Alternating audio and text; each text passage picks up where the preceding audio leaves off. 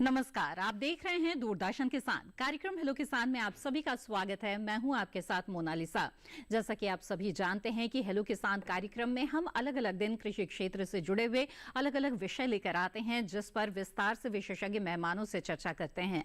तो बागवानी से जुड़े जो किसान हैं उनके लिए आज हम कुछ खास विषय लेकर आए हैं, जिस पर विस्तार से चर्चा करेंगे। इस बीच आप अपने सवालों के साथ इस कार्यक्रम में जुड़ सकते हैं, चाहे टोल फ्री नंबर के जरिए हो या फिर व्हाट्सएप या ईमेल के जरिए, जिनके बारे में विस्तार से हम आपको जानकारी देंगे। आइए सबसे पहले आपको बता दें कि आज हम किन विषयों पर बातचीत करेंगे। हेलो किसान कार्यक्रम में आज चर्चा के दौरान विषय रहेगा बरसात में फूलों की खेती और शुष्क क्षेत्रों में फलदार पौधों की उन्नत तकनीक। इन विषयों पर हम विस्तार से बातचीत करेंगे। इस बीच आप हमारे टोल फ्री नंबर पर कॉल कर सकते हैं और सीधे सवाल पूछ सकते हैं। नोट कर ले हमारा टोल फ्री नंबर 1800-113060 और 1800-113061। टोल फ्री नंबर के जरिए कॉल करने के दौरान बस इस बात का ध्यान रखें कि बातचीत के क्रम में टीवी की आवाज बंद रखें, सीधे सीधे फोन लाइन के जरिए बातचीत करें, इससे बातचीत में रुकावट नहीं आएगी। आगे बढ़ते हैं, बता दें अपना व्हाट्सएप नंबर जिस पर आप सवाल भेज सकते हैं। नंबर है 8800520717। तो व्हाट्सएप के जरिए सवाल भेजने के अलावा आप ईमेल के माध्यम से भी अपना सवाल हमें पहुंचा सकते हैं। हमारी ईमेल आईडी है hellokisan2015@gmail.com। अपना सवाल पूछने के साथ साथ ध्यान रखें कि अपना नाम और स्थान भी जरूर लिखें जब आप व्हाट्सएप या ईमेल के जरिए अपना सवाल भेज रहे हो। तो हमारे सवालों के जवाब के लिए दो बेहद ही खास मेहमान हमारे साथ इस वक्त जुड़े हुए हैं। आइए आपका परिचय करा देते हैं। हमारे साथ है डॉक्टर मार्कंडेय सिंह, आप प्रधान वैज्ञानिक एवं अध्यक्ष है पुष्प विज्ञान संभाग IRI पूसा नई दिल्ली में। आपका बहुत बहुत स्वागत है इस कार्यक्रम में। धन्यवाद जी। इसके अलावा इस कार्यक्रम में हमारे साथ जुड़े हुए हैं डॉक्टर बलवीर सिंह, जो कि वरिष्ठ वैज्ञानिक एवं अध्यक्ष है कृषि विज्ञान केंद्र पोखरण जैसलमेर राजस्थान से। आपका भी बहुत बहुत स्वागत है हेलो किसान कार्यक्रम में। तो आइए यहाँ पर बातचीत की शुरुआत करते हैं। और जैसा कि हमारा पहला विषय है कि बरसात का ये जो मौसम है, इसमें अगर फूलों की खेती किसान करना चाहते हैं तो आइए सबसे पहले जानते हैं कि उनके पास किस तरह के विकल्प मौजूद है। तो डॉक्टर मार्कंडेय बताएं कि ये जो समय है, ये मौसम है, ये फूलों की खेती के लिए कितनी उपयुक्त है और इस वक्त कौन कौन से फूलों की खेती की जा सकती है। इस टाइम यह देखें तो बरसात का मौसम है और फूलों की हम जानते हैं कि जो खपत है हमारे देश में दिन प्रतिदिन जो है कि इसकी खपत बढ़ती जा रही है। जी। बरसात का मौसम है। फूल यदि हम देखें तो लूज फ्लावर के तौर पे और कट फ्लावर के तौर पे हमारे घरेलू बाजारों में और अंतर्राष्ट्रीय बाजारों में बिकता है। पहले यदि हम लूज फ्लावर की बात करते हैं तो इसका मतलब है कि केवल फूल, उसके साथ न डंडी है न पत्ती है। तो उसमें यदि मुख्य तौर पे यदि देखें तो गेंदे के फूल का नाम आता है। जो हमारा जितना भी त्योहार है, चाहे कोई भी हम घर के अंदर जो है कि कार्यक्रम करते हैं, उसमें जो है कि गेंदे के फूल का इस्तेमाल बहुत अच्छी तरीके से किया जाता है। और इसमें गेंदे की बात करते हैं तो जैसे दिवाली का टाइम, जब अक्टूबर नवंबर के टाइम में दिवाली का फेस्टिवल आता है तो हम देखते हैं कि गेंदे की डिमांड बहुत अधिक होती है। तो दिवाली के टाइम पुष्पन के लिए इस टाइम पे जो है कि गेंदे की जो नर्सरी होनी चाहिए, लग जानी चाहिए जो है। और उसमें यदि हम देखें तो भारतीय कृषि अनुसंधान संस्थान पूसा नई दिल्ली ने पूसा द्वीप नाम का एक फ्रेंच जो मेरीगोल्ड की वर्ग है, उसमें पूसा द्वीप नाम की किस्म को विकसित किया है।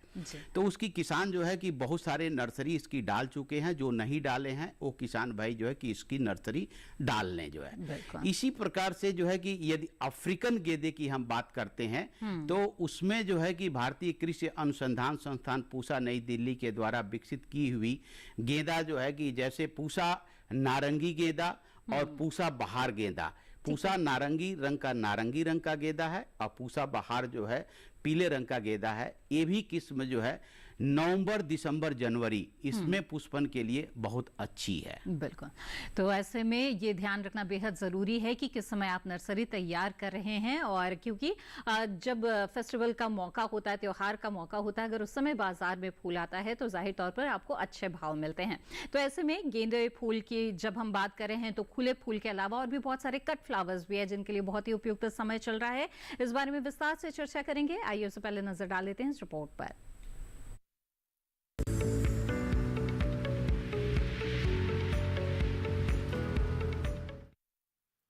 मानसून यानी बरसात का ये समय फूलों की खेती के लिए सबसे अच्छा रहता है। इस समय फूलों की खेती करने पर किसानों को त्योहारों तक अच्छी आमदनी मिल जाती है। बरसात में किसान गेंदा, गुलमेहंदी, सदाबहार और मोगरा आदि लगा सकते हैं। गेंदे की बात करें तो गेंदे की खेती के लिए अच्छे जल निकास वाली उपजाऊ मिट्टी अच्छी रहती है। खेत को तैयार करने के बाद आप गेंदे की बुआई और रुपाई कर सकते हैं। अगर गेंदे की रुपाई कर रहे हैं तो बरसात को देखते हुए पौध की रुपाई मेड़ों पर ही करें। पौध की रुपाई के बाद 50 से 55 दिनों में पौधे में फूल आने लगते हैं। रुपाई के समय पौध से पौध की दूरी 20 सेंटीमीटर और पंक्ति से पंक्ति की दूरी 30 सेंटीमीटर रखें। गेंदे की किस्मों का चयन अपने इलाके के हिसाब से ही करें। वहीं गुलमेहंदी एक सदाबहार पौधा है। इसकी लंबाई करीब 20 से 60 सेंटीमीटर तक होती है। गुलमेहंदी के पौधे बारिश के मौसम में ज्यादा पैदावार देते हैं। सदाबहार का पौधा भी बारिश के मौसम में तेजी से बढ़ता है। बीज बोने के बाद 40 दिनों में ही इसमें फूल निकल आते हैं। इसकी फसल में बेहद कम मेहनत में ही ज्यादा फूलों की पैदावार ली जा सकती है।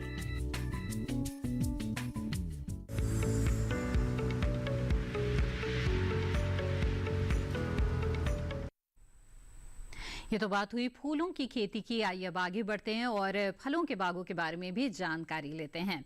डॉक्टर बलवीर सिंह, आपसे जानना चाहेंगे कि शुष्क क्षेत्र जहां पर वैसे में भी किसानों के पास विकल्प बहुत ही सीमित होते हैं, तो बागवानी से अगर जुड़ना चाहते हैं किसान तो किस तरह के फलदार वृक्ष वहां पर लगाए जा सकते हैं? डॉक्टर बलवीर सिंह, क्या मेरी आवाज मिल रही है आपको?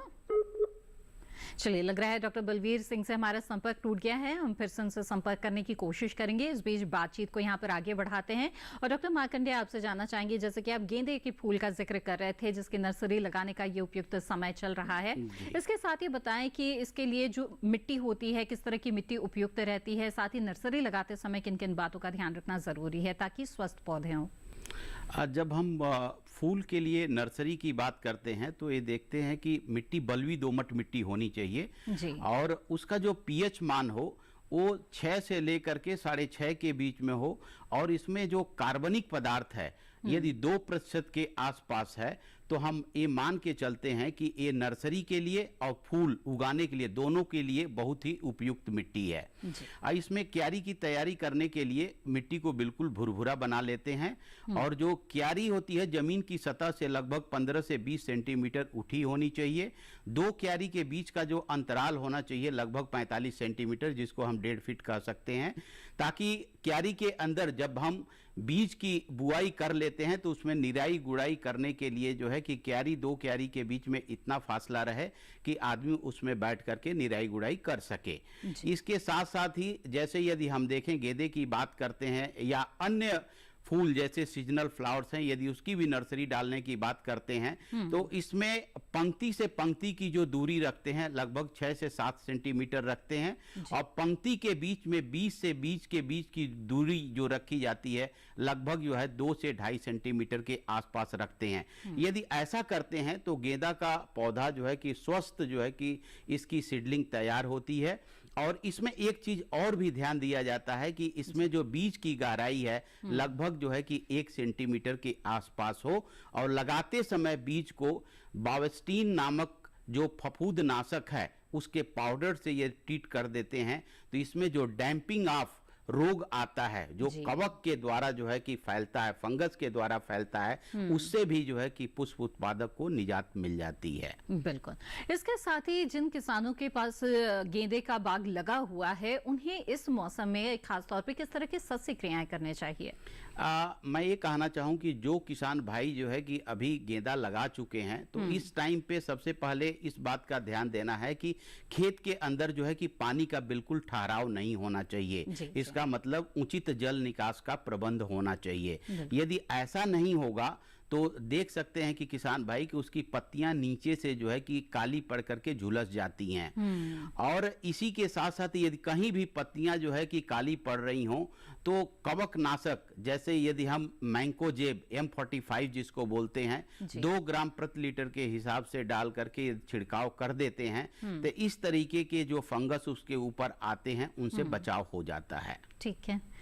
इसके अलावा ये भी जानना चाहेंगे कि और कौन कौन सी बीमारियां या कीटों का खतरा हो सकता है जिसके प्रकोप से फसल को नुकसान हो सकता है? इसमें यदि देखें तो इस टाइम पे जो है कि कैटरपिलर का प्रकोप होता है जो पत्तियों को और कलियों को भी खा लेता है जो है। तो उससे बचाव के लिए बहुत सारे जो है कि कीटनाशक हैं। जैसे यदि हम नाम लें मैलाथियान, यदि मैलाथियान 1.5 ml प्रति लीटर पानी में डाल करके छिड़काव करें तो उससे भी बचाव हो सकता है। इसका मतलब यदि जो 15 लीटर की टंकी है उसमें 20 से 22 ml यदि 15 लीटर में किसान भाई छिड़के तो उससे बचाव हो सकता है। इसी के साथ नुआन है, नुआन 1 ml प्रति लीटर के हिसाब से डाल करके छिड़काव करें तो उससे भी कैटरपिलर को बचाया जा सकता है। इसके अलावा भी बहुत सारे इंसेक्टिसाइड कीटनाशक जो है कि इस कीड़ों को मारने के लिए बाजार में उपलब्ध हैं। बिल्कुल।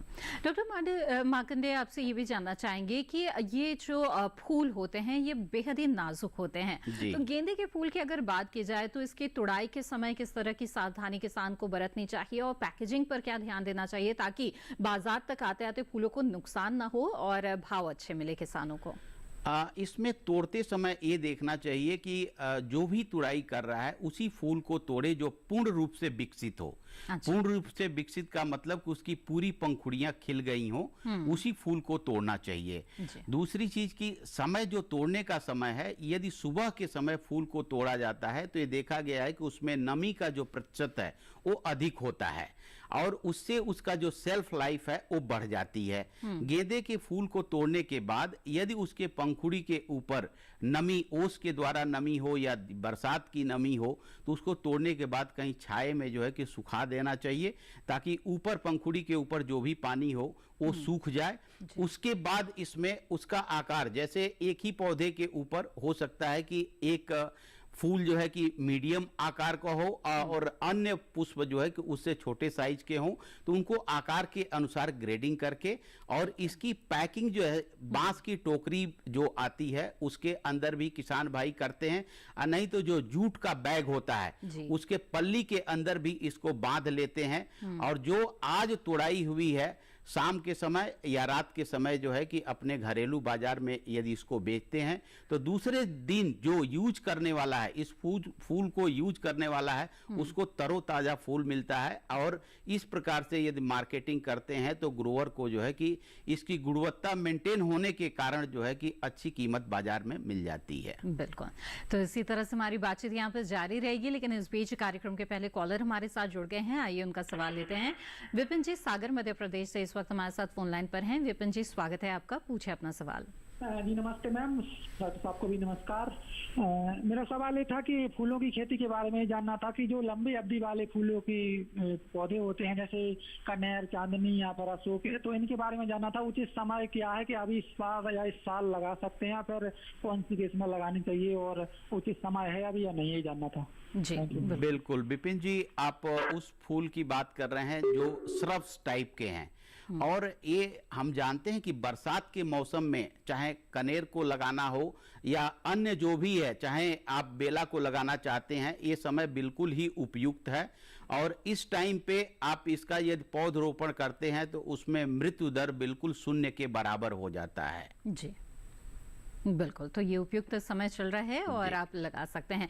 डॉक्टर मार्कंडे, यहाँ पे जानना चाहेंगे कि गेंदे के फूल की हम बात कर रहे हैं और हम देखते हैं ये अलग अलग रंगों में और अलग अलग तरह के फूल गेंदे में ही हमें देखने को मिलते हैं, तो इसमें किस्मों का जाहिर तौर पे भूमिका होती है कि जिस किस्म का आप लगाते हैं वैसे ही फूल मिलते हैं, तो कौन सी किस्म की मांग बहुत ज्यादा है जो किसानों को लगाना चाहिए और उस किस्म का पौध अगर किसान प्राप्त करना चाहते हैं तो कहाँ से प्राप्त कर सकते हैं? जी, जैसे आपने बोला कि गेंदे में जो है कि विभिन्न आकार और विभिन्न रंग के जो है कि पुष्प घरेलू बाजार में देखने को मिलते हैं जी। तो इसमें गेंदे को 2 वर्ग में विभाजित किया गया है। एक है फ्रेंच गेंदा और एक है अफ्रीकन गेंदा। फ्रेंच गेंदा वो गेंदा है जिसके फूल का आकार बहुत छोटा होता है या हम कहें कि मध्यम आकार का होता है। अफ्रीकन गेंदा ये है कि जिसके फूल का आकार जो है कि बड़ा होता है। यदि हम फ्रेंच गेंदा के बारे में हम जानना चाहते हैं तो इसमें जैसे भारतीय कृषि अनुसंधान संस्थान पूसा नई दिल्ली ने, मैं पहले बताया कि पूसा द्वीप नाम से एक गेंदा की किस्म को विकसित किया है, उसी प्रकार से जो है कि पूसा अर्पिता है, पूसा अर्पिता का रंग पीला है और पूसा जो है कि द्वीप है उसका रंग जो है कि लाल चॉकलेटी कलर का है। और यदि अफ्रीकन गेंदा की बात करते हैं तो पूसा नारंगी गेंदा है जिसका रंग जो है कि नारंगी है, और पूसा बहार जो है कि पीले रंग का गेंदा है। और इसके बीज की उपलब्धता भारतीय कृषि अनुसंधान संस्थान पूसा नई दिल्ली में इसका बीज उपलब्ध है, इसको प्राप्त किया जा सकता है। जी जी बिल्कुल। तो इसी तरह से बातचीत हमारी जारी रहेगी। इस बीच हमारे एक और मेहमान डॉक्टर बलवीर सिंह भी हमारे साथ जुड़ गए हैं जिनसे हम शुष्क क्षेत्रों के फलदार पौधों के बारे में जानकारी लेंगे। लेकिन फिलहाल कार्यक्रम में वक्त हो गया है एक छोटे से ब्रेक का। जल्द हाजिर होंगे, आप बने रहें दूरदर्शन किसान पर।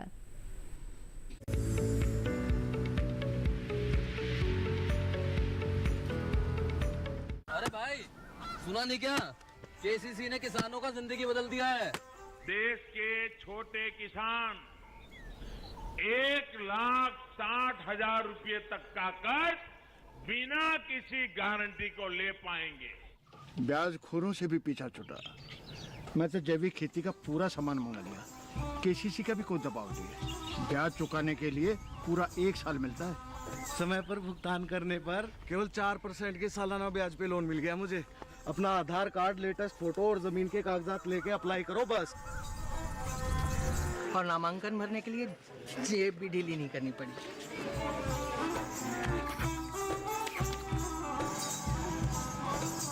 चाचा, उधार चुकाने के 24 घंटे के बाद उतने ही पैसे वापस निकाल सकते हैं। केसीसी ने किसानों की जिंदगी वाकई बदल दी है। तो आप भी किसान क्रेडिट कार्ड अपनाएं और सहजता से ऋण पाएं।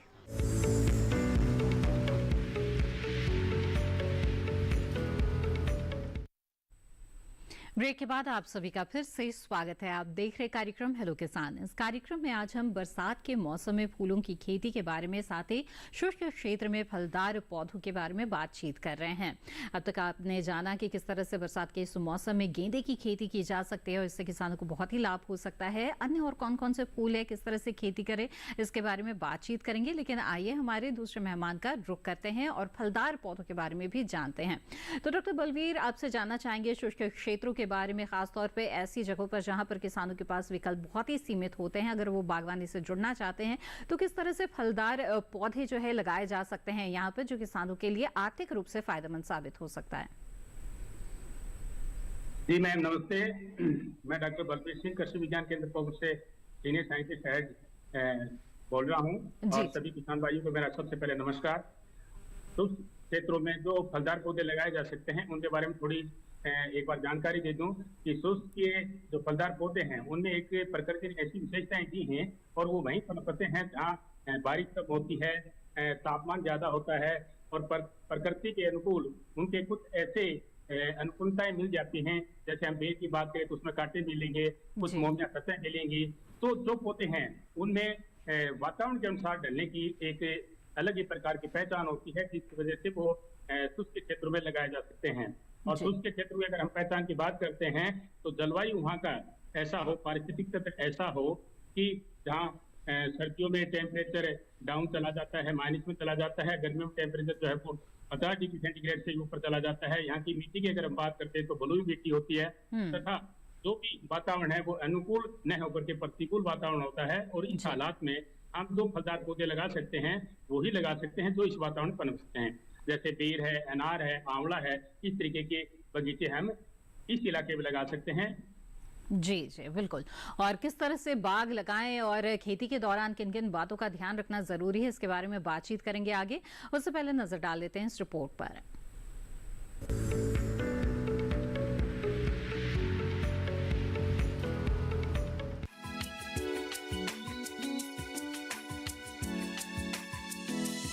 शुष्क कृषि क्षेत्र में पंजाब, हरियाणा, राजस्थान और कच्छ के भाग शामिल है। शुष्क क्षेत्रों की मिट्टी आमतौर पर बलुई होती है। मिट्टी में नाइट्रोजन, फास्फोरस और तांबा, जस्ता व लोहे जैसे सूक्ष्म पोषक तत्वों की भी आमतौर पर कमी होती है।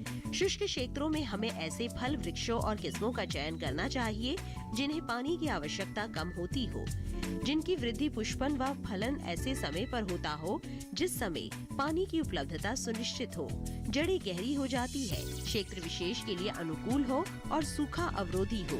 ऐसे क्षेत्रों में किसान आंवला, बेर, फालसा, करौंदा, अमरूद, नींबू, संतरा, किन्नू, अनार और खजूर जैसे फलों की खेती कर सकते हैं। सिंचाई के लिए बूंद बूंद सिंचाई विधि का उपयोग कारगर साबित होता है।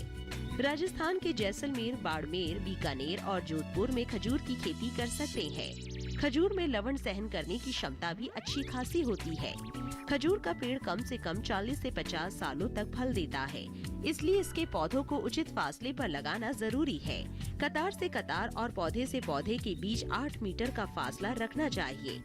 इससे पौधों का समुचित फैलाव होता है और पौधों के बीच में की जाने वाली कृषि क्रियाएं भी आसानी से की जा सकती है। वहीं अनार के पौधों की रुपाई पौध के रूप में की जाती है। इसके लिए बीजों को नर्सरी में तैयार कर लिया जाता है। इसके पौधों को कलम विधि से तैयार करना अच्छा माना जाता है। कलम विधि से तैयार पौधा 3 साल में पैदावार देना शुरू कर देता है। इसकी कलमों को कई विधियों से तैयार किया जा सकता है। इसके लिए कास्टिंग कलम विधि, ग्राफ्टिंग और बूटी बांधना विधियों का इस्तेमाल कर सकते हैं। राजस्थान के गर्म शुष्क क्षेत्रों में बेर की फसल भी सफलता पूर्वक ली जा सकती है। बेर का बगीचा लगाने के लिए उपयुक्त किस्म का चयन करें। इसके लिए किसान कुछ अगेती, कुछ मध्यम और कुछ पछेती पकने वाली किस्मों को चुन सकते हैं।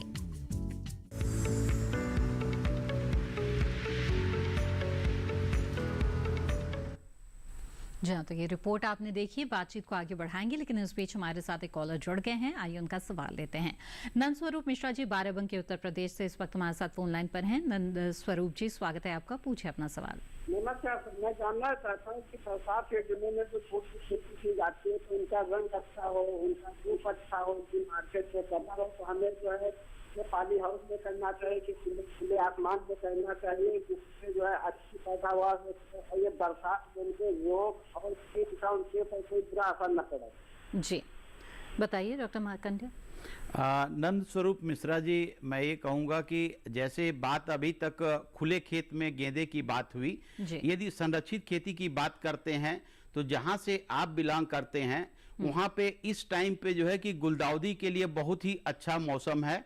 और इसमें 2 तरह की जो है कि गुलदाउदी की खेती कर सकते हैं। एक स्टैंडर्ड टाइप की गुलदाउदी और एक स्प्रे टाइप की गुलदाउदी। स्टैंडर्ड टाइप की गुलदाउदी एक डंडी के ऊपर एक पुष्पकली आती है और स्प्रे टाइप की गुलदाउदी में एक डंडी के ऊपर जो है कि 8 से 10 कलियां आती हैं। आपके आसपास जो भी कृषि विज्ञान केंद्र हो वहां से आप संपर्क कीजिए। और इसके लिए यदि हम कहें कि बॉटनिकल रिसर्च इंस्टीट्यूट जो NBRI national botanical research institute Lucknow है, वहां पे भी आप संपर्क कर सकते हैं, क्योंकि वहां से बहुत सारी जो है कि गुलदाउदी की किस्में विकसित की गई हैं। यदि कुछ किस्मों का यदि मैं नाम लूं तो जैसे स्टैंडर्ड टाइप की जो किस्म है उसमें yellow star, white star, Tata century और पूसा सेंटिनरी जो भारतीय कृषि अनुसंधान संस्थान पूसा नई दिल्ली के द्वारा विकसित की गई है, और पूसा गुलदस्ता स्प्रे टाइप में है। और ये बहुत ही उपयुक्त टाइम है जहां से भी आपको रूटेड कटिंग मिले उसको जो है कि यदि पॉली हाउस यदि आपके पास है तो उसमें इसकी यदि खेती करते हैं तो अन्य फसलों की अपेक्षा, जैसे सब्जी की जो खेती आप करते हैं यदि पॉली हाउस के अंदर, उससे अधिक आय जो है गुलदाउदी के द्वारा, संरक्षित खेती के द्वारा आप प्राप्त कर सकते हैं। बिल्कुल नंद स्वरूप जी, उम्मीद है आपके सवाल का जवाब मिल गया होगा। आगे बढ़ते हैं। हमारे दर्शकों के सवाल व्हाट्सएप के जरिए भी हमें मिल रहे हैं, तो कुछ सवालों को कार्यक्रम में शामिल करते हैं। एक सवाल भेजा है अवनीश त्यागी जी ने गाजियाबाद उत्तर प्रदेश से। जानना चाहते हैं कि गेंदे के पौधे से बरसात के दिनों में अच्छे फूल लेने के लिए गेंदे के पौधे कब लगाएं? जी जैसे अवनीश जी मैं पहले भी बता चुका हूं कि दिवाली के टाइम पे यदि आपको पुष्पन लेना है तो इस टाइम पे आपकी नर्सरी पड़ जानी चाहिए। लेकिन समस्या ये है कि बाहर जब पानी पड़ता है, बारिश होती है तो नर्सरी गल जाती है।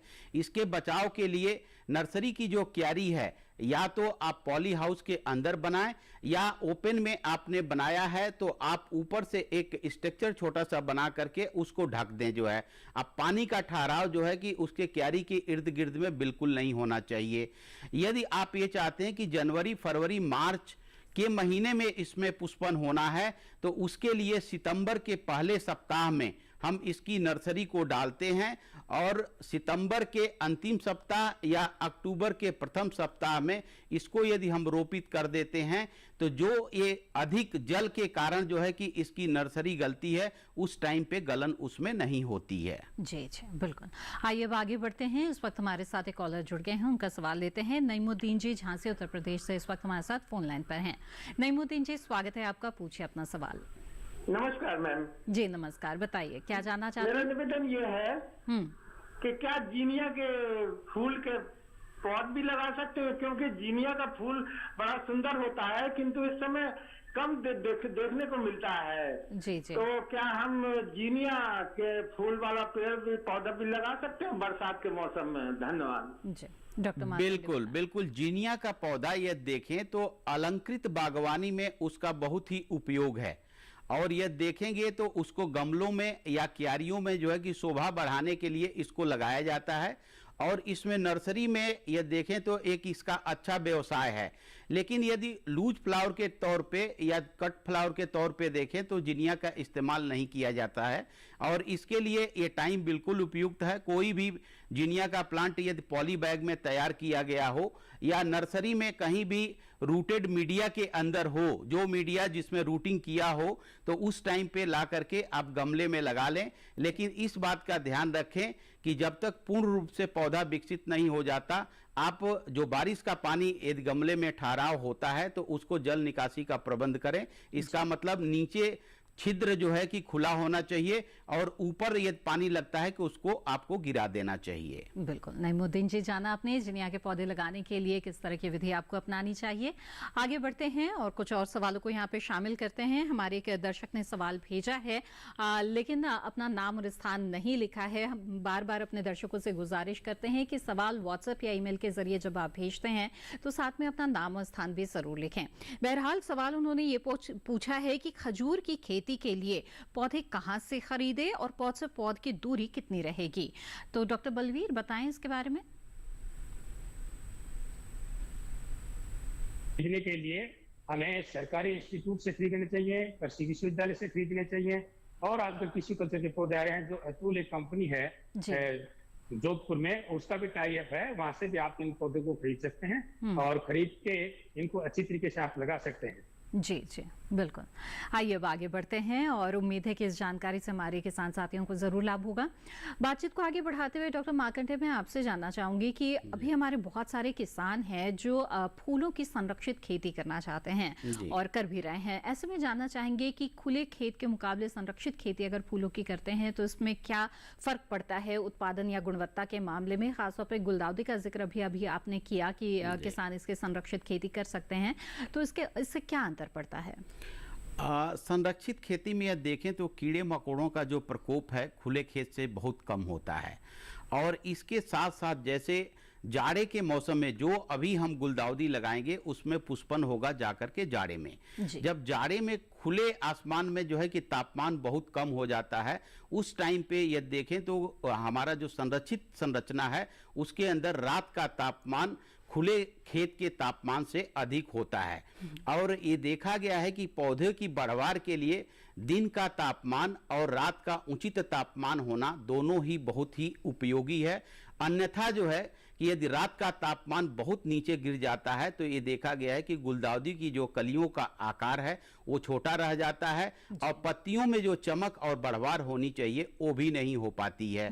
इसके साथ साथ यदि हम देखें तो यदि हम संरक्षित खेती करते हैं तो हम कुछ हद तक इस बात को डिसाइड कर पाते हैं कि यदि आज हम इसकी डंडी को यदि पौध का रोपण करते हैं तो ये कितने दिनों बाद जो है कि इसमें पुष्पन हो पाएगा, जो खुले खेत में नहीं हो पाता है, क्योंकि हमारा जो वातावरण है संरक्षित संरचना के अंदर कुछ हद तक जो है कि नियंत्रित है। जी जी बिल्कुल। आइए अब आगे बढ़ते हैं और कुछ और सवालों को शामिल कर लेते हैं। एक सवाल हमारे एक दर्शक ने भेजा है जिनका नाम है सुभाष नायक, गंगानगर राजस्थान से। ये जानना चाहते हैं कि अनार की सबसे अच्छी वैरायटी यानी कि किस्म कौन सी है। डॉक्टर बलवीर बताएं अनार की अच्छी किस्मों के बारे में।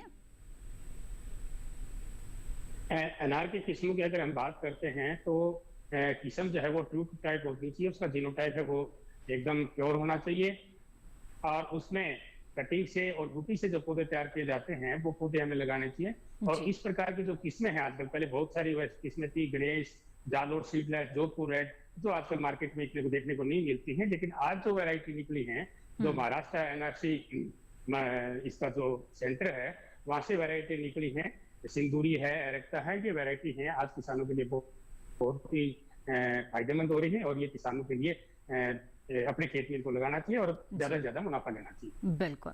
तो सुभाष जी, जाना आपने कि अनार की खेती अगर आप करना चाहते हैं तो कौन सी अच्छी किस्मों का चुनाव आप कर सकते हैं। उम्मीद है इस जानकारी का लाभ आप जरूर उठाएंगे। इसी के साथ हेलो किसान कार्यक्रम में वक्त हो चला है एक छोटे से ब्रेक का। जल्द हाजिर होंगे, आप बने रहें दूरदर्शन किसान पर।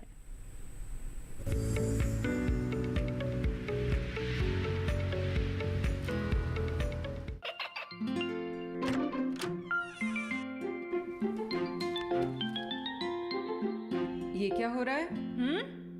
काशवी, इतने कम मार्क्स? काशू बेटा पढ़ा करो, पढ़ोगी नहीं तो आगे कैसे बढ़ोगी? मम्मा मैं भी तो आपसे यही कहना चाहती हूँ, पढ़ा करो। आप पढ़ोगे नहीं तो आगे कैसे बढ़ोगे? मतलब? वो देखो, सिर्फ बैक पर छपा ऑर्गेनिक नहीं, ऑर्गेनिक का निशान पहचानिए। पीजीएस ऑर्गेनिक का ये लोगो उन किसानों की पहचान है जो आज भी परंपरागत विधि से रसायन मुक्त खेती कर आपके लिए शुद्ध फसल उपजा रहे हैं। अब समझे मम्मा, अगर मैं प्योर ऑर्गेनिक फूड नहीं खाऊंगी तो अच्छे मार्क्स कहाँ से लाऊंगी? अच्छा बच्चों, जैविक खेती की इस मुहिम को आगे बढ़ाइए, शुद्ध ऑर्गेनिक अपनाइए।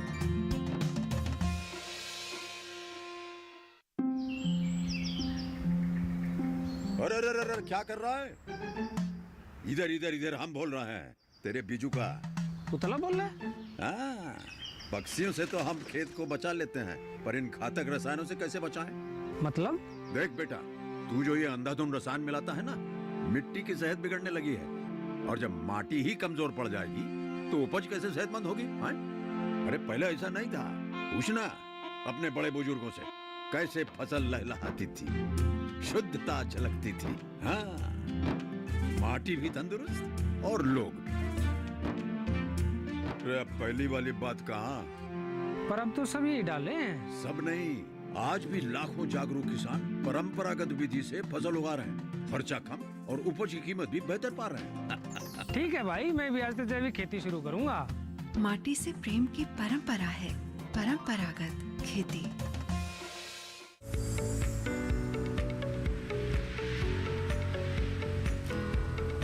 ब्रेक के बाद आप सभी का फिर से स्वागत है। आप देख रहे हैं कार्यक्रम हेलो किसान। इस कार्यक्रम में आज हम बात कर रहे हैं बरसात के मौसम में फूलों की खेती और शुष्क क्षेत्र में फलदार पौधों की खेती के बारे में। इन विषयों से जुड़े हुए सवाल अगर आप पूछना चाहते हैं तो आप हमारे टोल फ्री नंबर पर कॉल कर सकते हैं या फिर व्हाट्सएप या ईमेल के माध्यम से भी अपना सवाल आप हमें भेज सकते हैं। इस वक्त हमारे साथ एक कॉलर जुड़े हुए हैं, आइए सीधे उनका रुख करते हैं। श्री कृष्ण जी बदायूं उत्तर प्रदेश से इस वक्त हमारे साथ फोन लाइन पर हैं। श्री कृष्ण जी, स्वागत है आपका, पूछे अपना सवाल। मैं बेल पत्थर का बाग लगाना चाहता हूँ, उसकी हाई क्वालिटी की हाई यील्ड के पौधे कहाँ से मिलेंगे मुझे? जी बिल्कुल, आइए जानते हैं। डॉक्टर बलवीर बताएं कृपया। जी, मैं आपको इनको जानकारी के लिए बता दूं कि फैजाबाद एग्रीकल्चर इंस्टीट्यूट जो है वहाँ पे नरेंद्र गिरी 5, 7, 9 ऐसी बहुत सारी वैरायटी हैं, बहुत सारी किस्में निकले हैं जो इम्प्रूव्ड वैरायटी है और अच्छी हाई यील्ड पोटेंशियल रखने वाली ये किस्में हैं। तो मेरा किसान भाई से निवेदन है कि वहाँ जाकर के एग्रीकल्चर इंस्टीट्यूट में जाकर के वहाँ कॉन्टेक्ट करें और वहाँ ये पौधे आप खरीद सकते हैं। कहीं दूसरी जगह से भी आप एग्रीकल्चर इंस्टीट्यूट से ये पौधे खरीद सकते हैं। बिल्कुल श्री कृष्ण जी, उम्मीद है आपके सवाल का जवाब मिल गया होगा। हमारे एक दर्शक ने सवाल भेजा है दोनों विषयों पर, एक एक करके दोनों सवालों को लेते हैं। विजय कुमार वर्मा जी कोटा राजस्थान से ये जानना चाहते हैं कि एप्पल बेर की खेती कैसे कर सकते हैं। जी डॉक्टर बलवीर बताएं। किसकी खेती, एक बार मैम रिपीट करें। एप्पल बेर, उनका कहना है कि इसकी खेती करना चाहते हैं। बेर की खास किस्म है एप्पल बेर जिसके बारे में वो पूछ रहे हैं। जानना चाहेंगे इसकी खेती करने के लिए किन किन बातों का ध्यान रखें। बेर की खेती के लिए काफी लंबी बातें हैं, हमें कुछ मोटी मोटी बातें बता देता हूँ। बेर एक पौधा है और लवणीयता और क्षारीय तरह की मात्रा को सहन कर लेता है। इसकी अगर मिट्टी की हम बात करते हैं तो सैंडी लॉन्ग साइल इसके लिए उपयुक्त है और उसके पीएच मान 6 से लेकर 7 अगर हो तो वो भी उपयुक्त है। और इसमें ड्रेनेज के निकास की जो व्यवस्था है वो अच्छी होनी चाहिए और मृदा में ऑर्गेनिक मैटर अच्छा होना चाहिए। जैसे टोंक की बात करें तो वहाँ का मृदा का ऑर्गेनिक मैटर अच्छा है। और वहाँ अगर हम वैरायटी की बात करते हैं तो गोला, सेब, गुलनान, मूंगिया, कैथली, बहुत सारी वैरायटी है। अगर वो अंजीर की खेती करना चाहते हैं तो गोला वैरायटी उनके लिए सूटेबल है।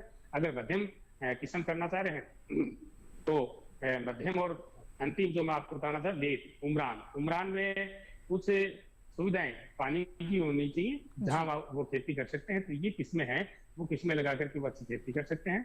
और खेती करने के बाद में अगर वो नर्सरी भी स्थापित करना चाहते हैं तो अपने देसी पौधे तैयार करके इन सिटू मेथड से भी या फिर खेत में भी देसी पौधे लगा करके उनकी बडिंग का काम करके वो नए पौधे तैयार कर सकते हैं। इनमें अगर आने वाली बीमारी है तो छाछिया रोग है और एक फ्रूट फ्लाई आती है, तो उनको कंट्रोल करने के लिए इंसेक्टिसाइड, पेस्टिसाइड का हम इस्तेमाल कर सकते हैं। अगर ऑर्गेनिक है तो अगर इंसेक्ट है तो इंसेक्ट के लिए आप नीम ऑयल का इस्तेमाल कर सकते हैं, नीम की पत्तियों को निकाल करके और उसका इस्तेमाल कर सकते हैं। और पर प्लांट जो है वो 40 से लेकर 50 किलो एवरेज पैदावार दे देता है।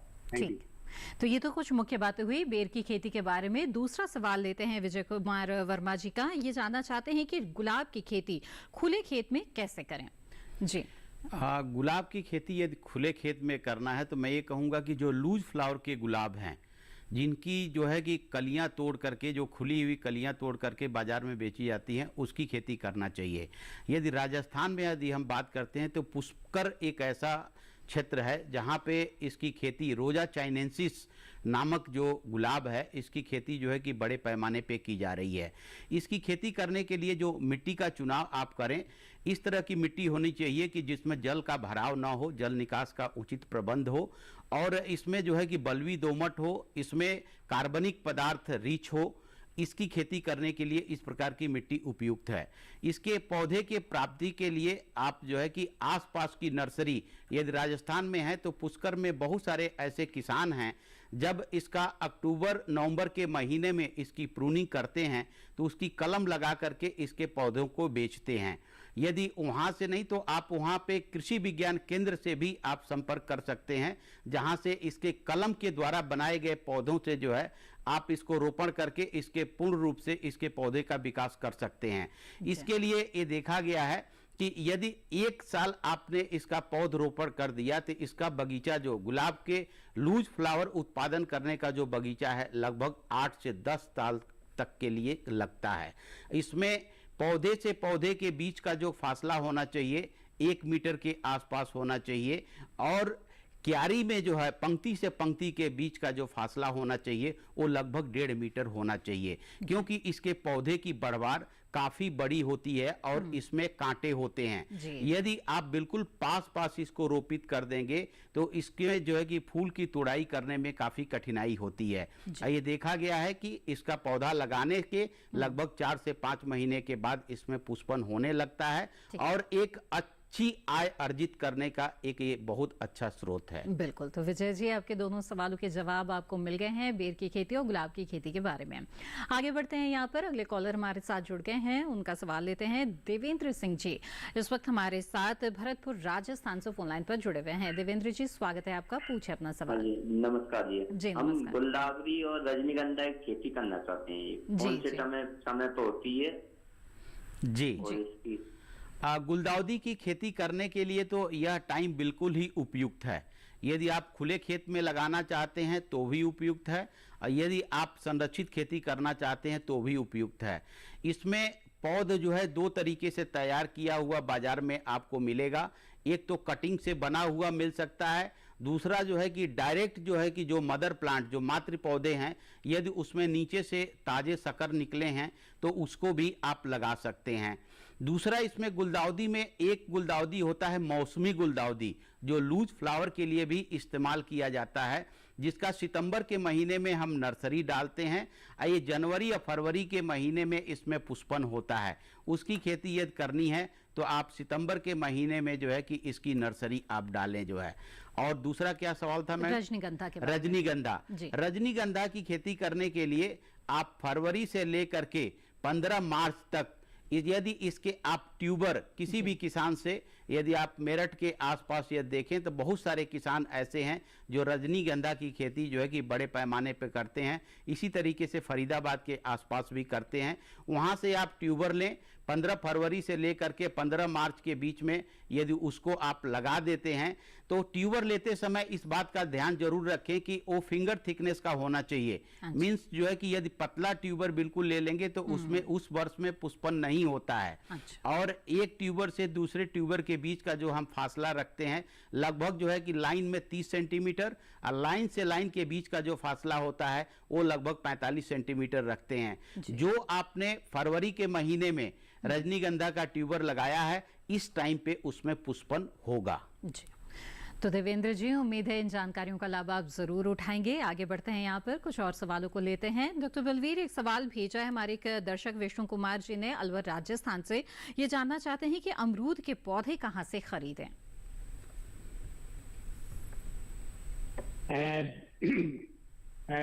मैं मेरे प्यारे किसान भाई को बताना चाहूंगा कि मैंने आपको पहले पौधे खरीदने के लिए पहले भी बता दिया था कि कृषि विज्ञान केंद्र हो या कोई एग्रीकल्चर यूनिवर्सिटी की संस्था हो या भारत सरकार की जो हॉर्टिकल्चर पे काम कर रही हो, जैसे हमारे राजस्थान की बात करते हैं तो बीकानेर CIH है, central institute of arid horticulture Bikaner, वहां से आप खरीद सकते हैं।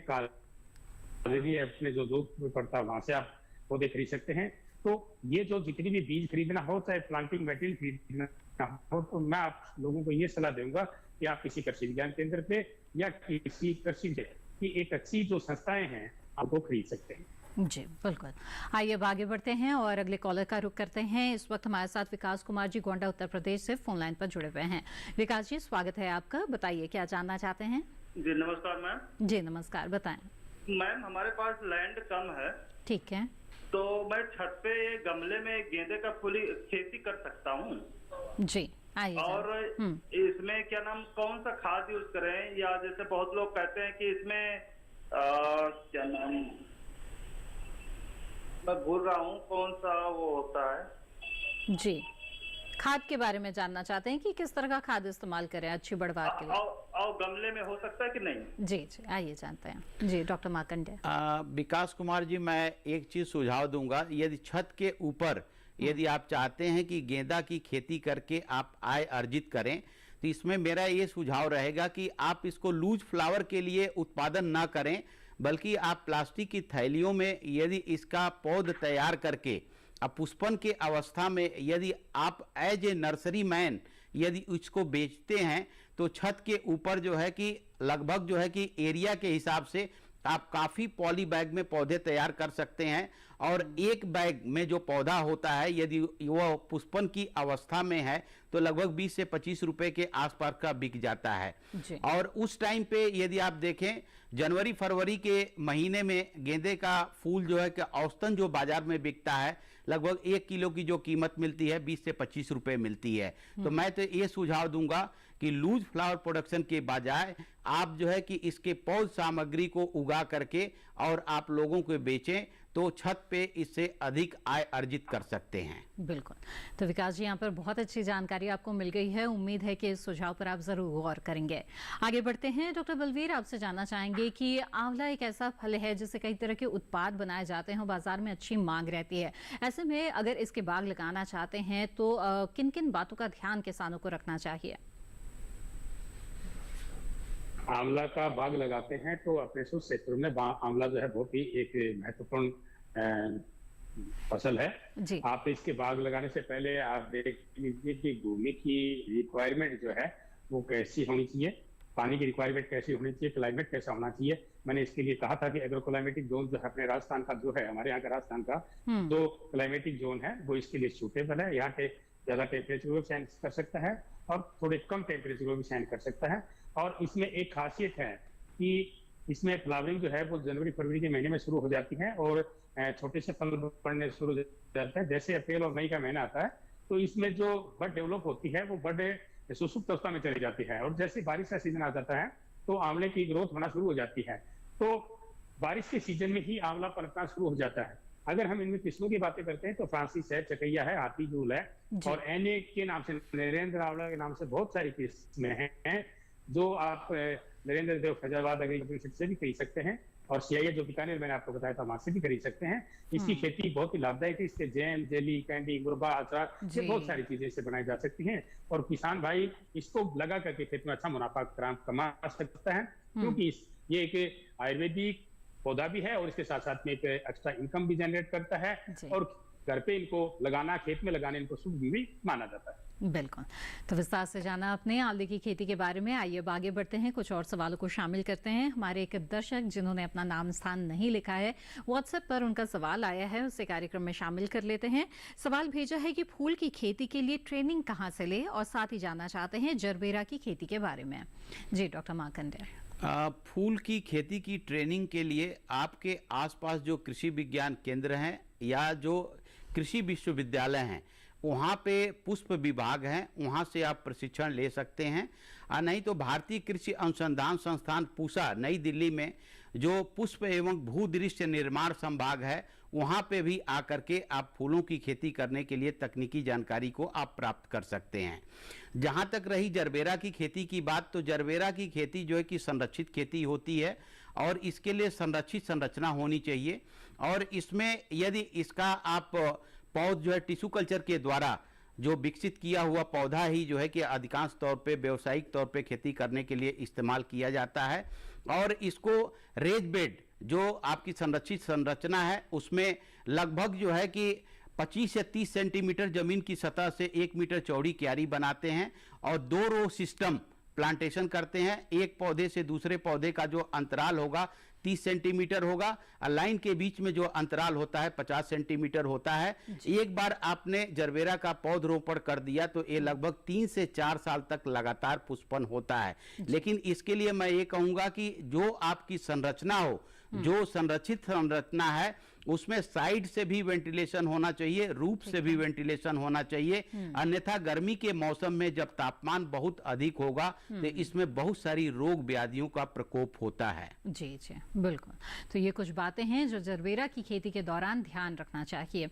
इसी तरह से हमारी बातचीत जारी रहेगी शुष्क क्षेत्रों के फलदार पौधों की खेती और फिर बरसात के मौसम में फूलों की खेती के बारे में। लेकिन फिलहाल कार्यक्रम में वक्त हो गया है एक और छोटे से ब्रेक का। जल्द हाजिर होंगे, आप बने रहें दूरदर्शन किसान पर।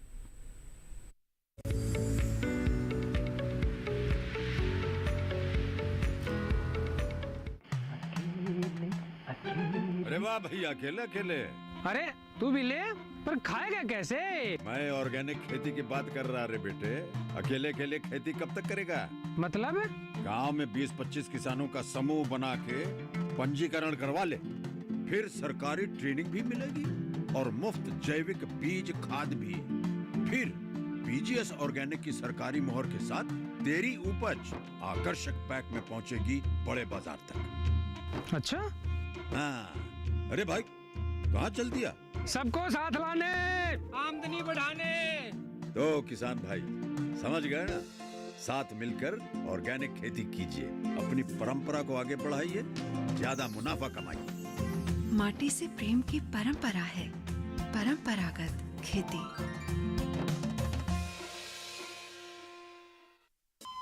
अरे सुन तो। मुझे क्या सुनाना चाहते हो? जो सुनाओ मेरी सौतन को। किसको? अरे वही तुम्हारा मोबाइल फोन जिससे सुबह शाम दिन रात चिपके रहते थे और कहते थे किसान कॉल सेंटर से बातें हो रही हैं। अच्छा ये बात है। हाँ क्यों, क्या हुआ? अब बात नहीं होती क्या? अब तो झट से बात हो जाती है। ऐसा क्या? हाँ, अब तो ज्यादा लाइनें और खास तकनीक के कारण खेती के माहिरों से तुरंत बात हो जाती है। और अगर कभी लाइन व्यस्त हो तो अपनी समस्या फोन पर रिकॉर्ड करा दो, वहाँ से फोन आ जाता है और समस्या की हल का मैसेज भी आ जाता है। ये देखो आ गया। अरे वाह, इसका मतलब इंतजार की घड़ी अब खत्म। हाँ। तभी मैं सोचूं कि आजकल मुझ पर इतना प्यार क्यों आ रहा है। कृषि संबंधी समस्याओं का अपनी भाषा में तुरंत हल पाने के लिए पूरे भारत में किसी भी फोन से हेल्पलाइन नंबर पर संपर्क करें। किसानों का दोस्त किसान कॉल सेंटर।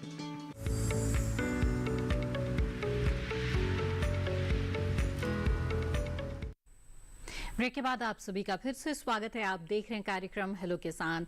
इस कार्यक्रम के आखिरी पड़ाव पर हम पहुंच गए हैं, लेकिन बहुत सारे सवाल व्हाट्सएप के जरिए हमारे पास आ रहे हैं। जल्दी से कुछ सवालों को कार्यक्रम में शामिल कर लेते हैं। एक सवाल भेजा है मोहम्मद नाथ राय जी ने सुल्तानपुर से। ये जानना चाहते हैं कि गेंदे और गुलदाउदी के पौधे और बीज कहाँ से मिलेंगे। जी डॉक्टर मार्कंडे। मोहम्मद जी, यदि गेंदे की बीज की बात करते हैं तो हमारे पास पूसा का जो नारंगी गेंदा है उसका बीज काफ़ी मात्रा में उपलब्ध है और आप भारतीय कृषि अनुसंधान संस्थान पूसा नई दिल्ली से प्राप्त कर सकते हैं। यदि गुलदाउदी की बात करते हैं तो NBRI जो लखनऊ में नेशनल बॉटनिकल रिसर्च सेंटर है वहाँ से जो है कि गुलदाउदी की कटिंग जो रूटेड कटिंग है वहाँ से आप प्राप्त कर सकते हैं।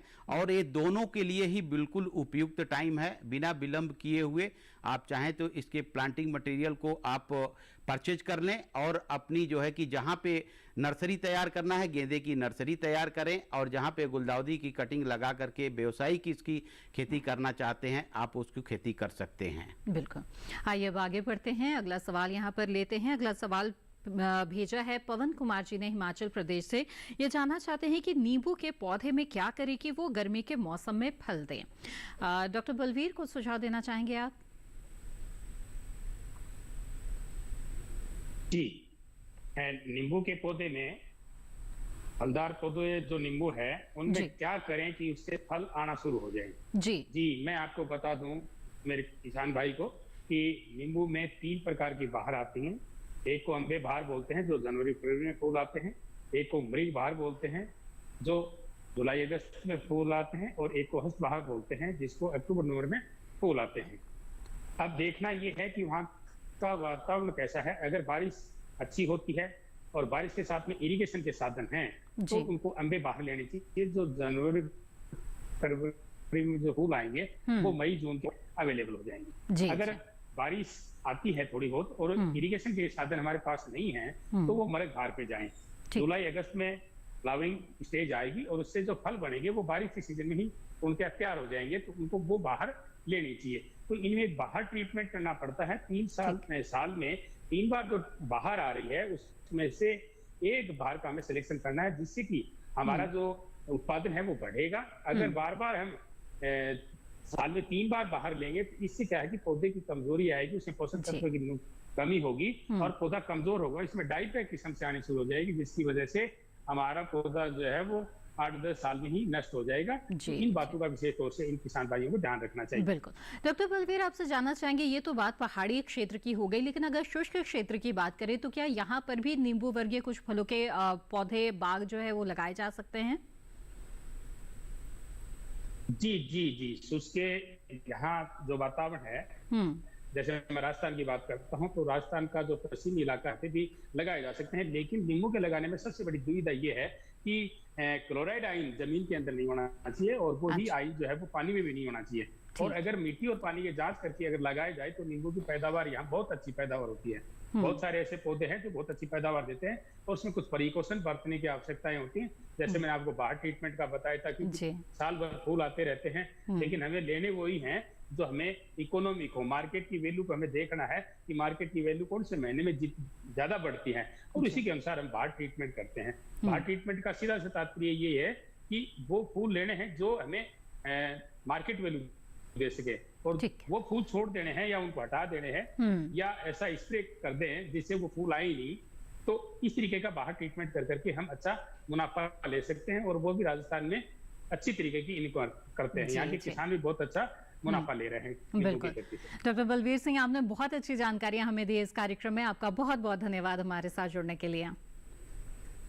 जी आइए अब कार्यक्रम में आगे बढ़ते हैं। जी बहुत सारे सवाल जो व्हाट्सएप के जरिए आ रहे हैं उन्हें कार्यक्रम में शामिल कर लेते हैं। अमितादित्य कैलाश सिंह मीणा जी ने विदिशा मध्य प्रदेश से सवाल भेजा है। जानना चाहते हैं कि 1 हेक्टेयर भूमि में गेंदे की खेती में कितनी लागत आ सकती है और अन्य फसलों के मुकाबले कितना लाभ प्राप्त कर सकते हैं।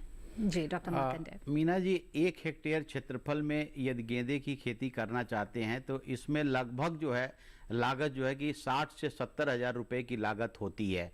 और इसमें सबसे अधिक जो लागत आती है इसके फूल की तुड़ाई की लागत होती है। लेकिन ये देखा गया है कि औसतन जो है कि 1 हेक्टेयर क्षेत्रफल से यदि आप जाड़े के मौसम में पुष्पन इस पे करते हैं तो लगभग जो है कि 1.25 से 1.5 लाख रुपए जो है कि प्रति हेक्टेयर जो है कि शुद्ध आय जो है किसान को अर्जित हो जाता है। बिल्कुल, आगे बढ़ते हैं और एक बेहद ही महत्वपूर्ण सवाल है मोताला महाराष्ट्र से विजय सुरलकर जी का। जानना चाहते हैं पॉली हाउस या ग्रीन हाउस में फूलों का उत्पादन करने वाले किसानों को सरकार कौन सी सहायता प्रदान करती है? जी, संक्षेप में इसका जवाब। इसके लिए जो हमारा राष्ट्रीय बागवानी बोर्ड जिसका ऑफिस गुड़गांव में है, यदि आप इसकी संरक्षित खेती या खुले खेत में खेती करना चाहते हैं तो वहां से जो है कि आप राष्ट्रीय सहायता प्राप्त कर सकते हैं। जी। डॉक्टर मार्कंडेय सिंह, आपने बहुत अच्छी जानकारी हमें दी फूलों की खेती के बारे में। आपका बहुत बहुत धन्यवाद। धन्यवाद।